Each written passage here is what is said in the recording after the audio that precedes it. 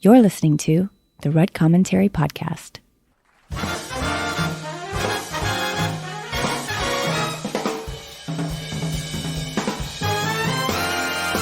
Good day to all of our investors and general listeners. This is the Rudd Commentary. My name is Josh Rudd, and I will be your host today on this presentation. With me, as usual, is Jack Hurd. Jack, are you here today? I am, and I'm ready to go. Jack is our capital markets associate, and he's going to bring us up to date on the financial markets a little later in the program. But Jack, we have a very special guest today in part 2 of our series for entrepreneurs, and I think this is going to be, in my opinion, Jack, probably the most exciting part of this series for those looking to exit their business. Yeah, we're talking about getting paid and what to do next, right? Absolutely, which is what a lot of us get into business for, right? Well, before we get started, and just to welcome any of our new listeners, the Rudd Company is a wealth management firm headquartered in Fort Worth, Texas. For those of you who are not yet familiar with us, we manage investments for clients across the country and specialize in personal investment management, retirement planning, and we also help with the setup and management of employer-sponsored retirement plans. So, Jack, before we get into that topic, why don't you take us into the trading room and update us on what's going on this month? Yeah, the main thing I wanted to talk about was the consumer shift back to in-person shopping. Josh, as a lot of our listeners know, we saw a huge rise in online shopping during the pandemic as people were working from home, they were sheltering in place. They couldn't go into stores, so they had to learn how to shop online. Our economy has been moving towards this online shopping for a while now, but I think the pandemic really accelerated some of these things. What this did in the stock market, if we're talking about investments, is it led to some clear winners, right? We saw companies not come out of nowhere, but some companies that we may not have been aware of have huge revenue growth, and we saw investors pile into their stocks, and we saw some big performance there. Jack, you know, if I was one of our listeners, I'd be wondering if this is a kind of a temporary rebound, or you think that this has legs?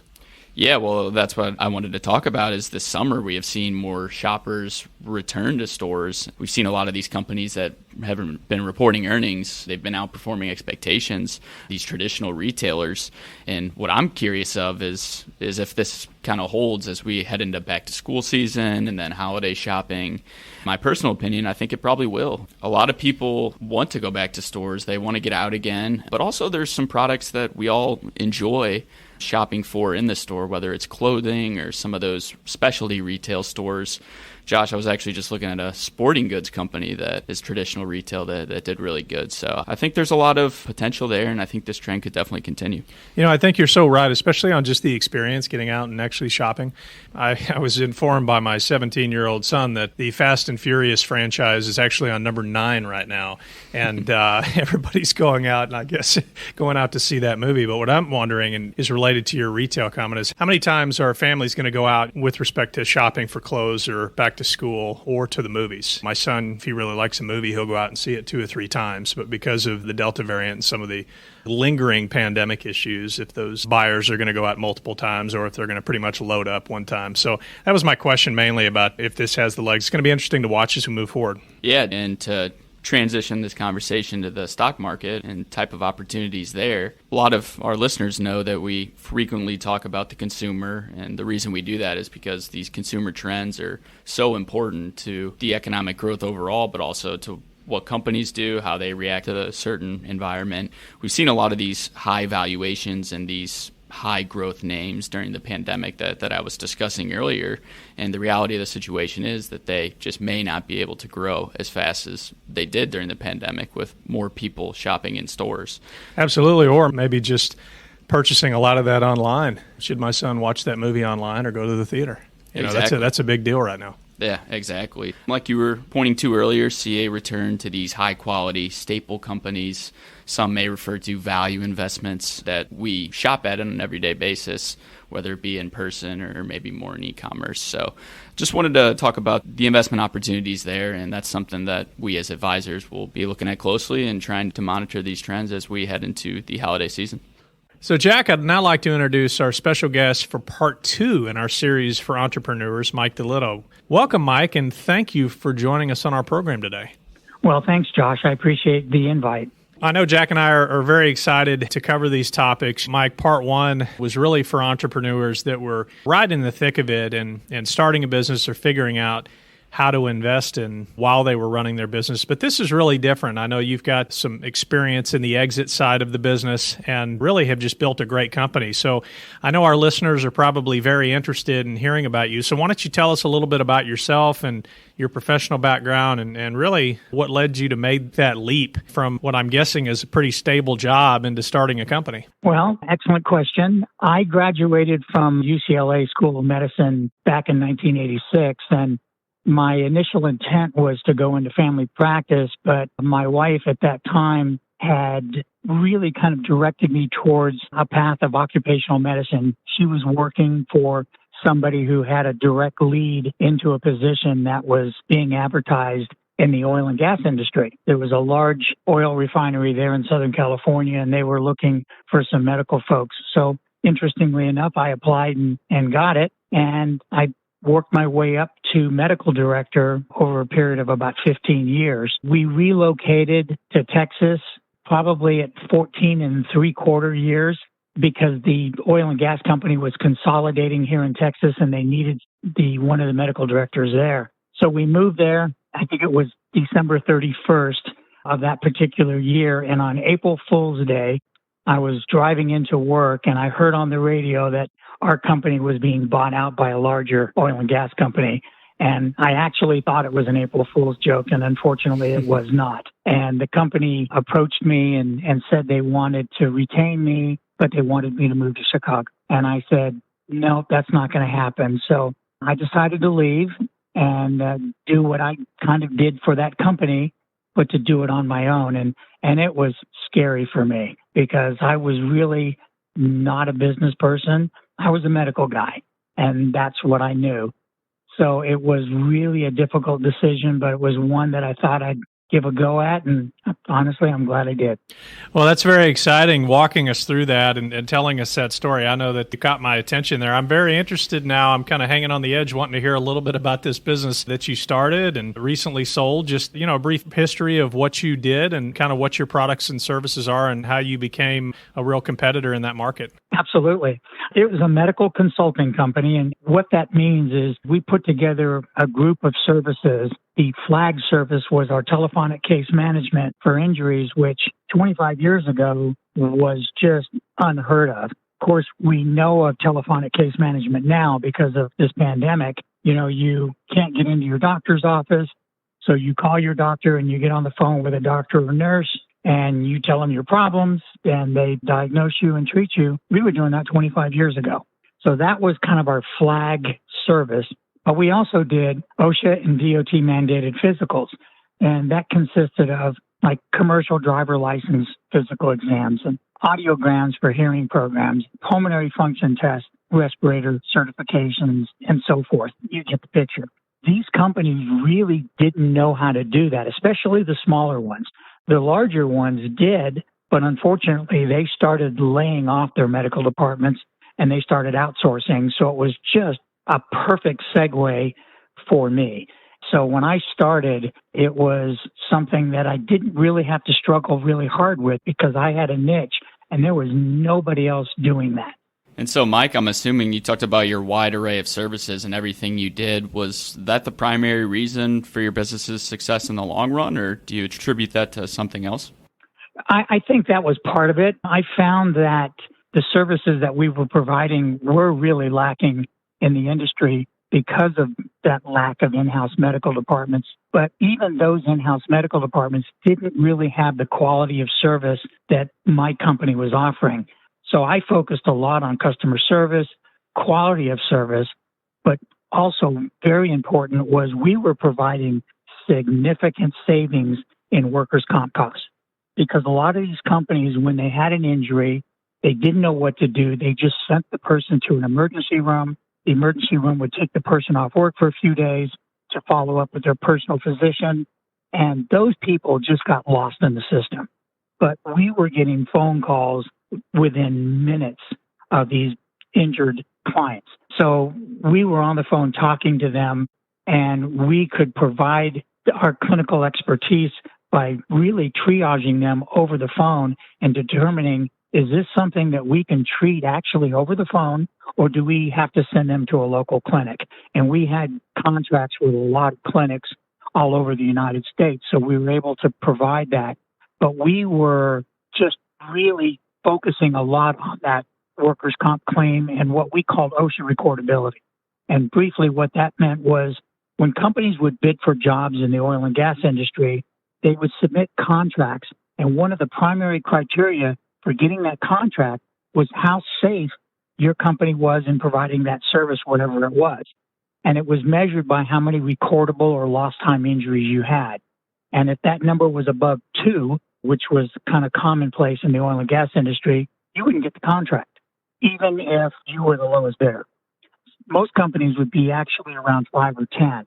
So we could reduce that number to below 2 literally within 3 to 6 months, thereby not only allowing them to secure the contract, but it saved them tens of thousands of dollars per year in workers' comp claims.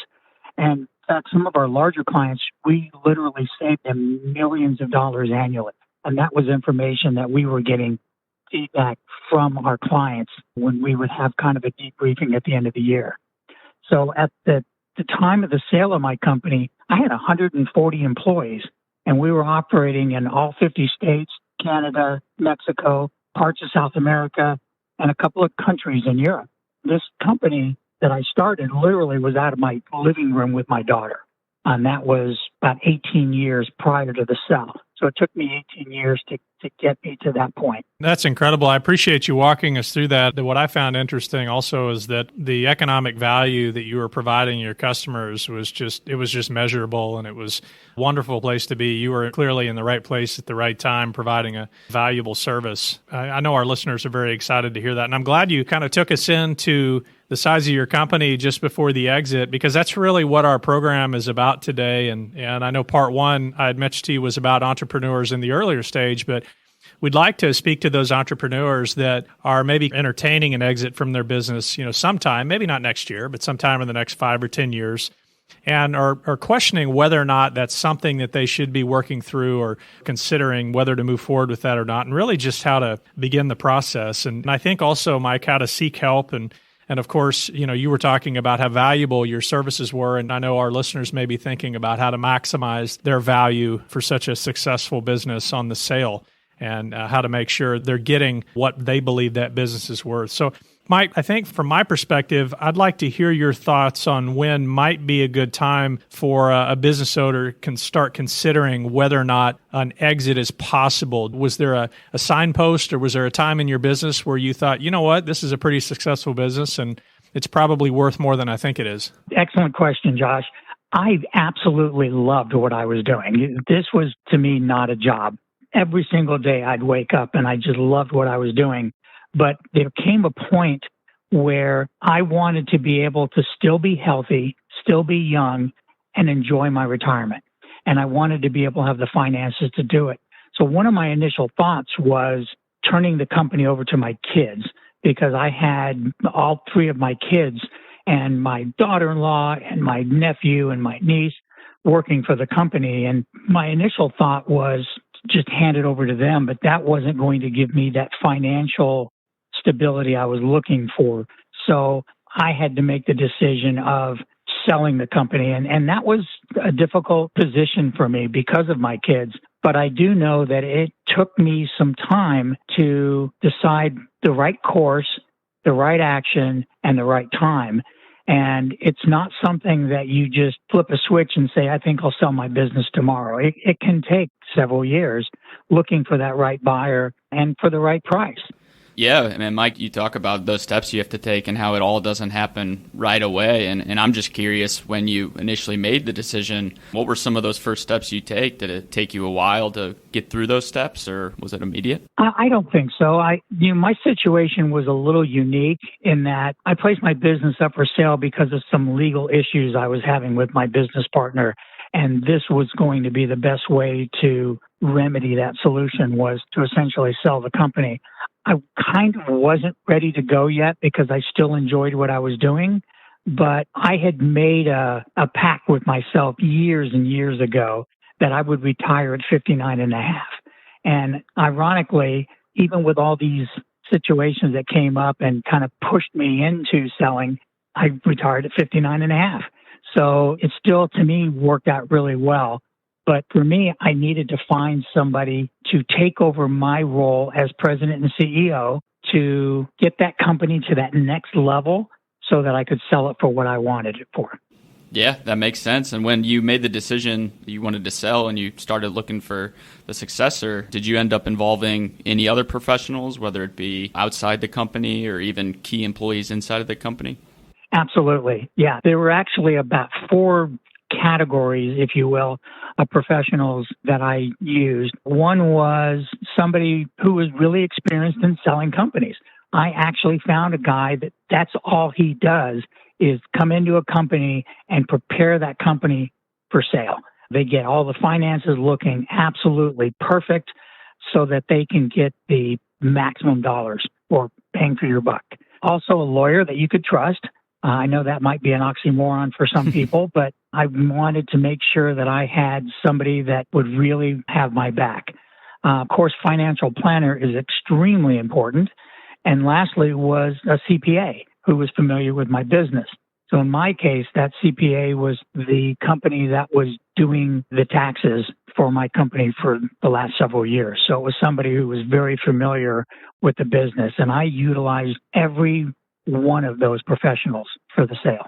Mike, I know that some of our listeners may be thinking about valuation and how you started to approach that, and we get that question a lot in our role here at the Rudd Company. Can you share with us, and not specific, I'm not looking for specific valuation, but just how you began to start that process? Was it surprising, the initial numbers you were starting to see, and which one of those professionals really helped with that? I actually hired a company that specializes in valuations of companies. And interestingly enough, I valued my company twice. One was early on because I was putting together a living trust at that time, and I wanted to have the business obviously part of that trust.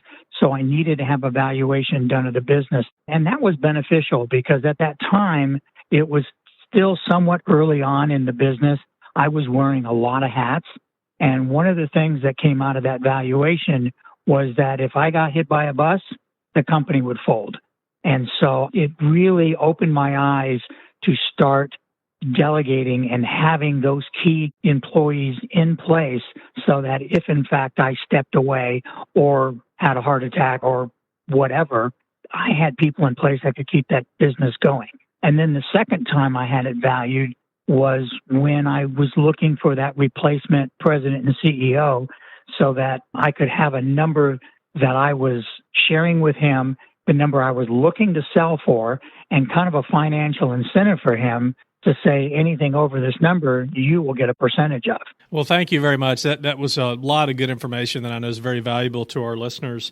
I'm also interested to know, a lot of times with these sales, it's not just key individuals such as yourself. I mean, as we've talked about many times, and you know that the founder and president and CEO often holds a lot of value for the company just in what they've created and processes. But were there any intellectual property assets or other key assets, contracts, customers, anything else that impacted the value of your company? Well, I think one of the biggest intellectual property that I had for the company was a software program that I wrote. It was something that I actually started on before I was writing software programs for companies to help them manage a variety of tasks in their company, whatever it may be, vacation or workers' comp injuries and so forth. So when I started with my business, I actually took a program that I already had and I just amped it up on steroids. So this was a program that kind of evolved over years. And when I had that final valuation done, the valuation of that intellectual property, that software program, believe it or not, came in at a really large sum. And we're talking well into the 7 figures. And it really held the company together. It, at a push of a button, could provide a remarkable amount of resources, not only to the employee, but to our clients as well. When I got ready to sell the company, I made it very clear up front that the software program did not come with the company, that they would have to purchase that separately. And one of their biggest mistakes was believing that they could replace that program for as little as $50,000. And as I mentioned, it was a 7-figure value. And so what they did was they leased my program while they were creating that replacement. And after about 2.5 years and $2.5 million, they finally had that final product that didn't do anything near what mine did, according to the feedback that I got from some of my employees. And I was asking for a fraction of what they spent for that. And it was just a decision they made. I thought it was a poor one, but hindsight is always 20/20. Well, Mike, that's extremely valuable. I know our listeners out there really appreciate that, because a lot of the questions we get, it's all about some multiple of sales or earnings or whatever the metric is that the CPA is suggesting at that time. And a lot of the times those assets, especially intellectual property, really go unnoticed and are undervalued. So I think for a lot of our entrepreneurs out there that have put that time in, because Mike, it sounds like that program really represented a more tangible measure of the hard work that you put in over years and years and years. I think it's wonderful that that was realized at some point, whether or not it was physically paid out as you had walked us through that story, but the valuation was unquestioned and very real. So I would encourage our listeners who are valuing their company or thinking about that, not to skip on the intellectual property and some of those repeatable systems that they have built, because as you talked about, that was the issue earlier with you personally in the organization, and I'm sure that they told you to make sure that those processes were repeatable and to get that other executive in there. I am interested in jumping a little further into some of the options, and I don't know how much you remember or if it was really familiar, all the options that you had, but what are some of the sale options that you looked at for the company, and which option, just in a general sense, did you ultimately go with? I mean, what type of company, ended up buying your firm, and what were some of the options that were available? Well, this being my first and only company that I founded and sold or was preparing to sell, I really didn't know what to expect. I wanted a full cash offer. I didn't know other options out there because really none were presented, other than the CEO who I hired came in and said, I have a full cash offer for you. This is what the amount is. And it was actually a private equity company that bought my business. And there were definite pluses and minuses to that. I really didn't want another medical company to buy my company, because there were a lot of companies that started mimicking mine because they saw how successful we were, and the reputation we had was unprecedented in the industry. And I didn't want all that hard work that I put into this to go down the toilet because another medical consulting company bought us out. So I thought that a private equity company, although probably wanting to cut costs and that could kind of affect the quality of service, I still felt that they would be true to what I put in there. And the fact that my children stayed with the company, and my daughter and my son actually were with me when I founded the company. So they had some knowledge that was unprecedented with any other employee that I had, because they were there in the inception. So they could share with the new company on the things that we did and why, and some things that we didn't and why. Oh, yeah, that sounds like a great transition. And I had a question more on the personal side of things. You've talked about the transaction itself and the company, but what were some of your major financial concerns as you went through the sale process? I know you talked about 59 and a half was always the retirement date that you were working towards, and I commend you for reaching that goal, but I'm sure you had some financial concerns along the way, right? Oh, absolutely. I had a couple. Once the price came in, it actually came in at 50% higher than what it was valued at. So one of my concerns initially before we got that offer was, is it going to be enough money for me to retire on and not have to work? But that ultimately never even crossed my mind after the initial price came in, and we even negotiated and I got a little bit more. But the couple issues that I still had was how much of that money was going to be taxed by the government, because I really relied on my CPA a lot to try to determine the best way to put this deal together so that the government wouldn't take, half of what the sell price was. And the other was up front, I knew that I wanted to donate 10% of the sale price of my company to some charities that I held near and dear to my heart. And I didn't want to receive all of that money from the sale, have it taxed, and then turn around and donate it. Working with my financial planner and my attorney, we set up what's called a Charitable Remainder Uni Trust, abbreviated CRUT, and that allowed those monies to go directly to the charities before coming through me and being taxed.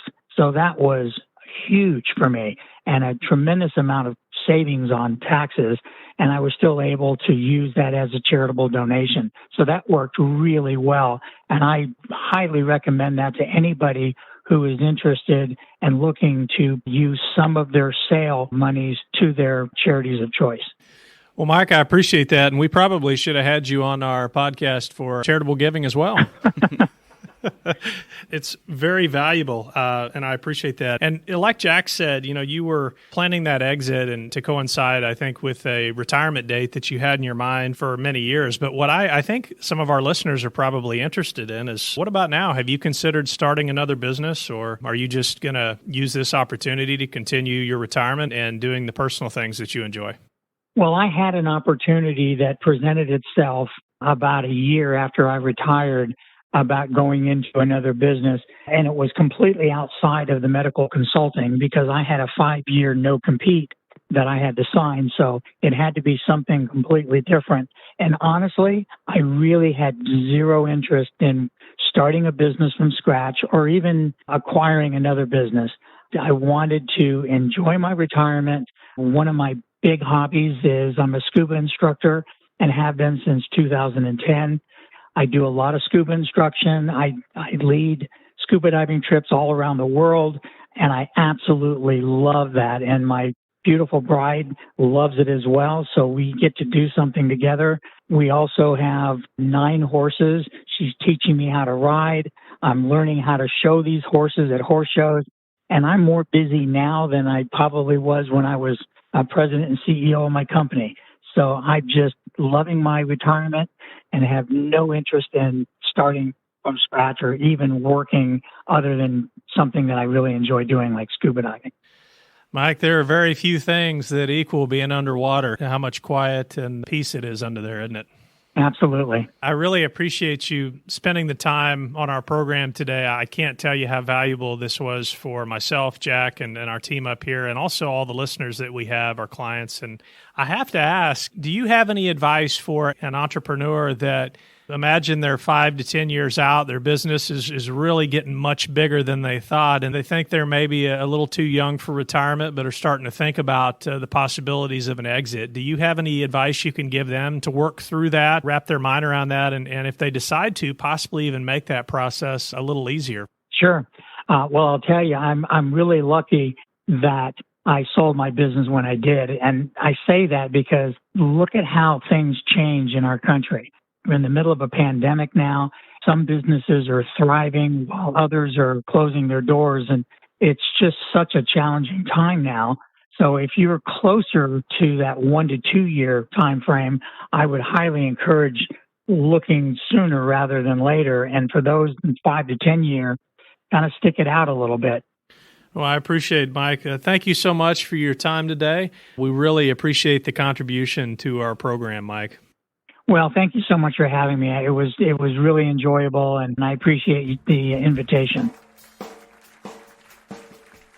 Jack, that was a great discussion, a lot of value, and I'm sure our listeners agree. It's just very special to have somebody with his experience on the program today and walk us through that exit. Jack, one of the things that I took away from this discussion with Mike was the planning that he did. He started thinking about that process early, and I heard him say that several times during his program. If you're thinking about this, you want to start planning now, that the process sounded like took him a little longer than he thought it would. Was there anything that you walked away with today from that conversation with him? Definitely the planning as well, but also both entrepreneurs brought up the importance of having a strong team of professionals around them when they're going through this process.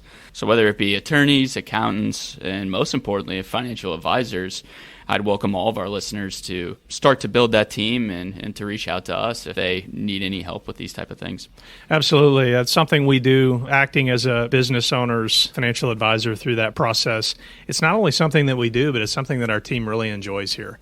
We enjoy that process. We enjoy helping those individuals work through those objectives, set goals, and plan for a successful exit. And then also being the financial quarterback, if you will, through that process with the other professionals. It's really something that our team just has a passion for, and we enjoy doing it. Jack, I think that puts a nice bow on our two-part series for entrepreneurs. Hopefully those of you that are thinking about starting a business or in a business or possibly thinking about an exit, got some value out of the last two programs. We'd love to talk to you. If you need any assistance, please contact us if there's anything we can do to help.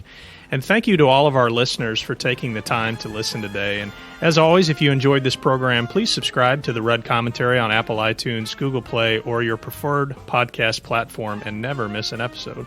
Also, if you know other investors that would enjoy this program, please share the Rudd Commentary podcast through email or on social media. We also like feedback on our program and ideas for future topics. If you have the time, we would sure enjoy hearing from you. All of us here at the Rudd Company would like to thank you, our listeners and our clients, for your trust. Thank you for allowing us to be your partner in your long-term financial journey. We take this role very seriously. Thank you very much for listening today. This is the Rudd Commentary. I'm your host, Josh Rudd, and from all of us here at the Rudd Company, invest long and prosper. This commentary is distributed for informational purposes only and is not intended to constitute legal, tax, accounting, or investment advice. Nothing herein constitutes any offer to sell or solicitation of any offer to buy any security. All investment strategies and investments involve risk of loss, including the possible loss of principal invested, and nothing herein should be construed as a guarantee of any specific outcome or profit. Past performance is not indicative of future results. Any opinions expressed by employees of the Rudd Company are the Rudd Company's opinions and do not reflect the opinions of any affiliates. The opinions expressed by guest speakers are their own and do not necessarily reflect the views of the Rudd Company or any affiliates. Guest appearances on this program does not imply the Rudd Company's endorsement of any entity, person, product, service, or investment. All opinions are current and only as of the date of recording and are subject to change without notice.